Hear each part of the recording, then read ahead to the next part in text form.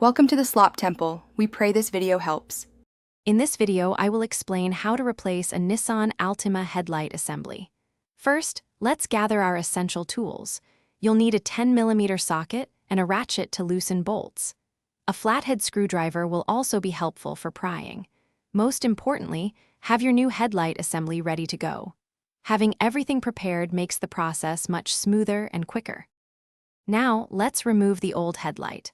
Locate the two 10mm bolts positioned on the top of the assembly and carefully remove them. Once those are out, gently pull the entire headlight assembly straight forward. Be sure to disconnect all the electrical connectors attached to the back of the unit before fully removing it. With the old assembly out, it's time to install your new headlight. Begin by connecting all the electrical plugs to the corresponding sockets on the new unit.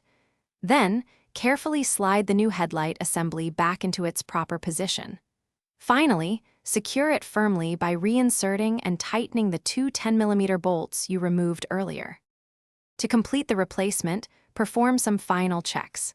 Double-check that the new headlight assembly is securely mounted and doesn't wobble. Turn on your vehicle and test all light functions, including low beams, high beams, and turn signals. If needed, adjust the headlight beam for proper aim to ensure optimal visibility and safety on the road. Thanks for watching. Consider subscribing if we helped you.